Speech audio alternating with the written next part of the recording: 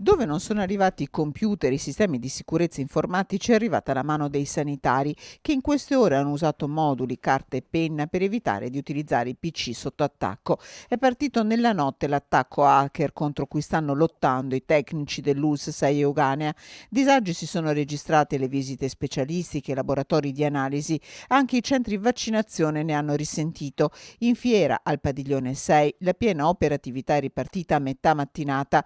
In prima linea i servizi informatici dell'ULSS. Nella notte ci sono stati 2 attacchi ransomware di tipo CryptoLocker. Siamo in stretto contatto con la polizia postale per collaborare sulle indagini e stiamo lavorando al fine di ripristinare i backup e per rendere nuovamente tutta l'infrastruttura disponibile all'utenza il prima possibile. Come tutti gli attacchi, prudenzialmente determina delle disfunzioni che prudenzialmente abbiamo comunque affrontato, di fatto chiudendo appunto tutti i sistemi informatici che potevano e che possono appunto essere stati interessati.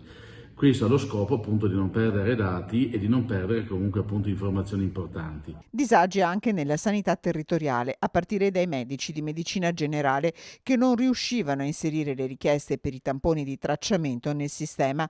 Disagi nelle farmacie dove non comparivano i medicinali da consegnare. Ore difficili per gli operatori sanitari a cui va il grazie del direttore generale. Per fortuna la sanità è fatta da relazioni e quindi da medici, da infermieri, da operatori che lavorano e che continuano a lavorare indipendentemente comunque del sistema informatico.